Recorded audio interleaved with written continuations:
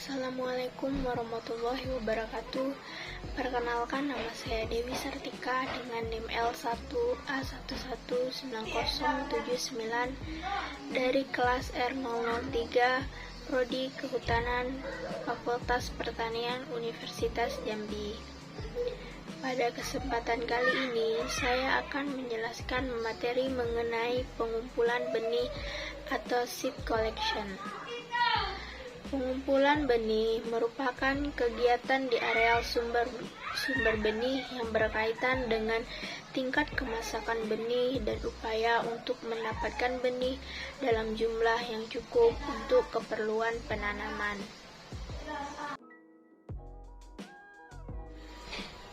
Tidak semua benih dapat disimpan dalam waktu yang lama, sebab benih memiliki daya tahan yang berbeda-beda. Berdasarkan tipenya, benih terbagi menjadi dua bagian, yaitu benih ortodok dan benih rekalsitran. Benih ortodok memiliki ciri kulit biji yang keras, ukuran biji kecil hingga sedang, kadar air biji segar sebelum masak dengan fisiologis 5-30%, fisiologis menurun hingga 6-10%, serta tidak memerlukan kondisi khusus. Sedangkan benih rekalsitran memiliki ciri dengan kadar air benih yang tinggi, sensitif terhadap pengeringan, ukuran benih umumnya berukuran besar, daya simpan benih rendah, kemasakan benih dan perkecambahan terjadi dalam waktu yang singkat. Selanjutnya, tujuan dari penyimpanan benih itu sendiri. Adapun tujuan dari penyimpanan benih yaitu untuk menjaga biji agar tetap dalam keadaan baik atau viabilitas dan vigor tinggi, melindungi biji dari serangan hama dan jamur, dan mencukupi persediaan biji selama musim berbuah tidak dapat mencukupi kebutuhan. Adapun faktor yang mempengaruhi penyimpanan benih yaitu terdapat dua faktor. Yang pertama yaitu faktor internal. Menurut Justice and Batts pada tahun 1994 menyebutkan 10 faktor yang mempengaruhi simpan benih, yaitu pengaruh genetik, kondisi sebelum panen, struktur dan komposisi benih, benih keras, kemasakan benih, ukuran benih, dormansi benih, kadar air benih, kerusakan mekanik, dan vigor benih. Sedangkan faktor eksternal dari penyimpanan benih yaitu agar mutu benih dalam penyimpanan tetap baik dan bermutu tinggi, maka harus tetap memperhatikan faktor-faktor penyimpanan seperti suhu, kelembaban, cahaya, atmosfer, dan mikroorganisme.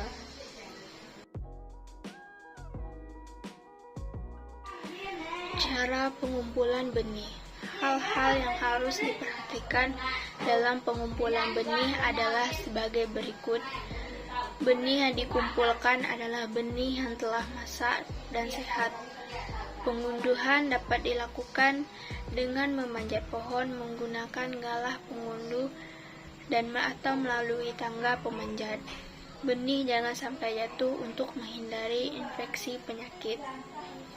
Pengunduhan dari lantai pohon atau atas tanah memiliki keuntungan mudah dan murah, sedangkan kerugiannya benih memungkinkan besar telah terkontaminasi dan jelek karena terkena hama dan penyakit.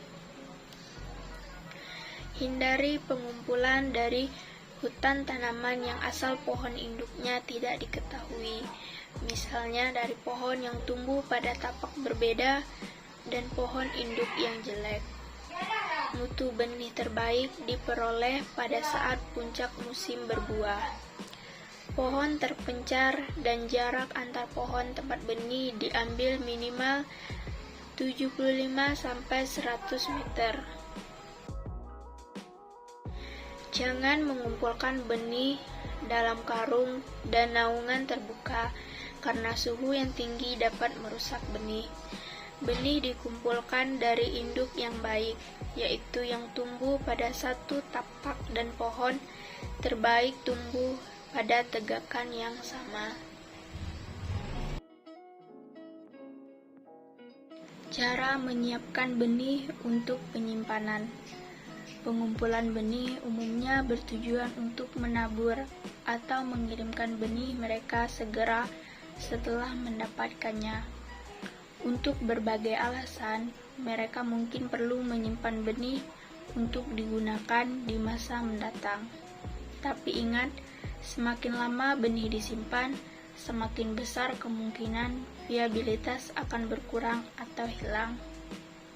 Cara menyiapkan benih untuk penyimpanan yaitu ada dua. Yang pertama yaitu ekstraksi benih. Benih dikumpulkan saat tertanam dalam buah berdaging matang, buah kering dalam polong, atau sebagai biji tunggal. Tergantung pada mana ekstraksi dan pembersihan yang tetap memerlukan perawatan yang sedikit berbeda. Membersihkan benih sebelumnya disimpan itu mudah, tetapi penting untuk menjaga kualitas benih. Selanjutnya yaitu pengeringan benih. Jika benih akan disimpan untuk digunakan masa mendatang, benih harus dikeringkan dengan sinar matahari. Pengeringan akan memakan waktu selama 1-3 hari, tergantung seberapa basah benih. Lindungi benih dari tikus dan burung selama pengeringan.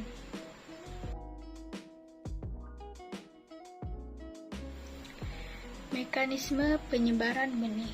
Penyebaran benih terjadi oleh beberapa sebab. Yang pertama yaitu oleh gravitasi, merupakan metode paling sederhana untuk tumbuhan dalam menyebarkan biji.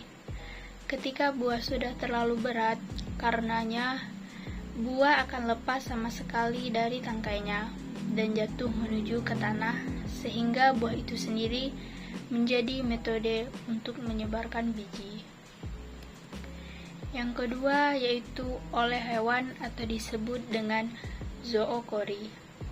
Hewan dapat menyebarkan biji dengan berbagai metode. Biji dapat menempel pada kulit, bulu, atau rambut. Hewan atau epizookori biasanya dicirikan dengan biji berlendir yang bersifat adhesif, biji terkait, berduri, dan sejenisnya.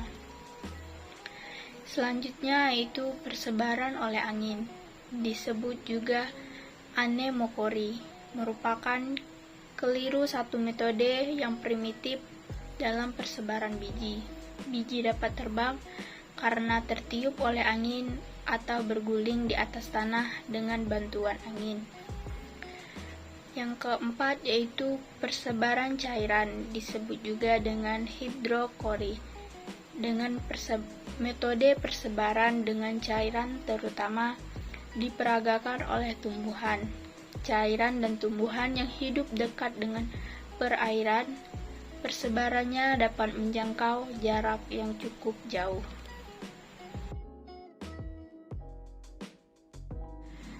Adapun cara-cara pengumpulan benih, yang pertama yaitu mengumpulkan dari jatuhnya benih alami. Yang kedua, mengguncangkan pohon. Yang ketiga, memangkas cabang yang berbiji. Yang keempat, melempar tali dengan ujung berbobot untuk mematahkan cabang yang membawa benih. Yang kelima, yaitu memanjat pohon untuk mengumpulkan benih. Yang keenam, mengumpulkan benih dari pohon yang telah ditebang.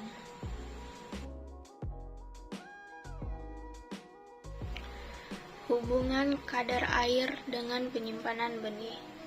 Ketika kelembaban udara tempat penyimpanan benih sangat tinggi, di mana kadar airnya lebih tinggi daripada kadar air benih, maka benih akan menyerap kadar air dari udara sehingga kadar air benih juga meningkat.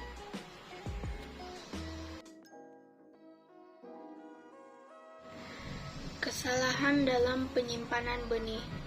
Kesalahan dalam penyimpanan benih, contohnya pada benih padi, dapat mengakibatkan respirasi, tumbuhnya jamur, serangan serangga, binatang mengerat, bahkan terkena serangan kutu beras. Penyimpanan benih yang tidak baik menyebabkan seluruh rangkaian budidaya sampai pada proses menghasilkan benih yang berkualitas akan sia-sia. Respirasi yang terlalu tinggi mengakibatkan benih kehilangan energi. Akibatnya benih tidak mampu lagi berkecambah. Perubahan presentasi berkecambah pada kedua cara penyimpanan benih juga berbanding terbalik dengan perubahan biokimia yang terjadi selama proses perkecambahan itu terjadi. Selanjutnya, kumpulkan biji yang sudah benar-benar masak untuk mendapatkan benih yang mempunyai daya kecambah yang tinggi. Bila benih dikumpulkan harus dicampur, maka benih yang dikumpulkan dari masing-masing pohon seimbang, sehingga mewakili populasi. Selanjutnya, buatlah dokumentasi yang baik pada seluruh kegiatan pengumpulan benih yang dilakukan. Formulir isian untuk pengumpulan benih harus dirancang sebelum kegiatan pengumpulan benih dilakukan.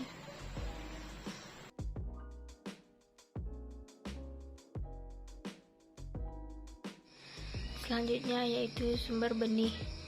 Berdasarkan materi genetik yang digunakan untuk menetapkan sumber benih, sebagaimana dijelaskan dalam Permenhub nomor P72 Menhub 2/2009, sumber benih dapat dibedakan berdasarkan klasifikasinya sebagai berikut. Yang pertama yaitu tegakan benih teridentifikasi atau TBT, yaitu sumber benih dengan kualitas tegakan rata-rata yang ditunjuk dari hutan alam atau hutan tanaman dan lokasinya teridentifikasi dengan tepat. Yang kedua yaitu tegakan benih terseleksi atau TBS, yaitu sumber benih yang berasal dari TBT dengan kualitas tegakan di atas rata-rata.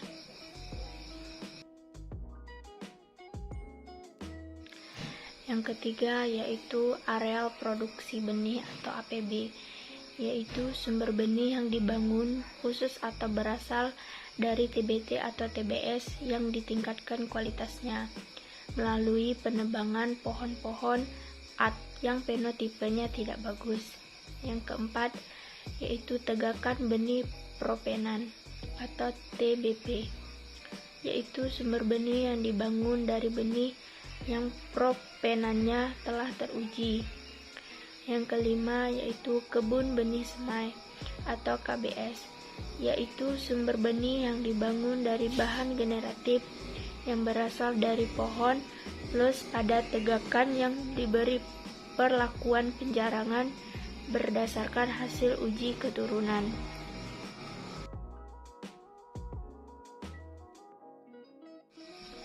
Yang keenam yaitu kebun benih klon atau KBK, yaitu sumber benih yang dibangun dari bahan vegetatif yang berasal dari pohon plus pada tegakan yang diberi perlakuan penjarangan berdasarkan hasil uji keturunan.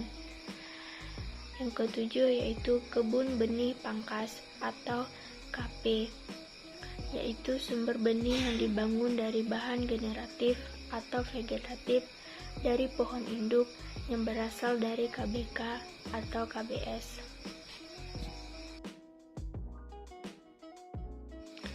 Penyimpanan pada benih ortodok.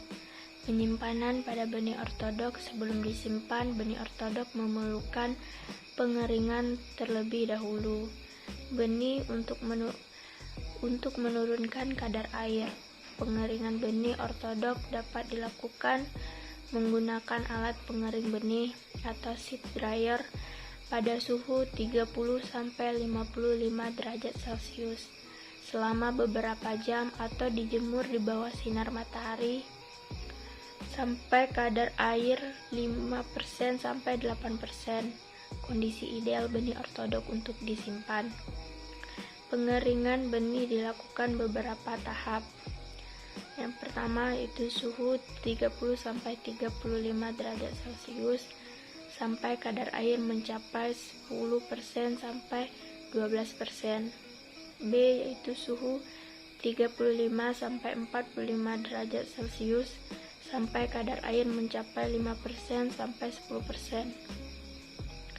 C yaitu suhu 45 sampai 55 derajat Celcius sampai kadar air mencapai 3% sampai 5%.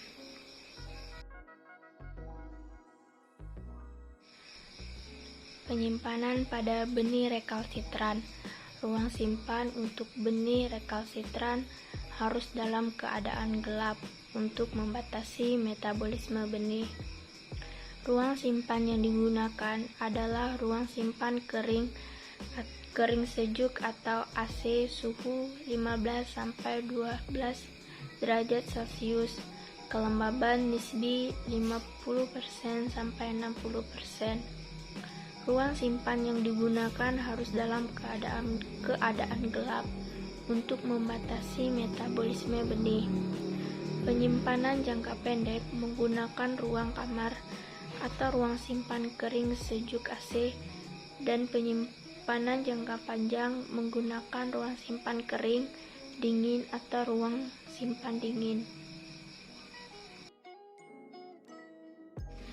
Penyimpanan benih intermediate. Untuk penyimpanan benih intermediate diperlukan kadar air yang rendah, tetapi sangat peka atau tidak tahan terhadap suhu ruang penyimpanan yang rendah. Jika benih intermediate dapat dikeringkan pada kadar air rendah, tetapi tidak dapat disimpan pada suhu rendah.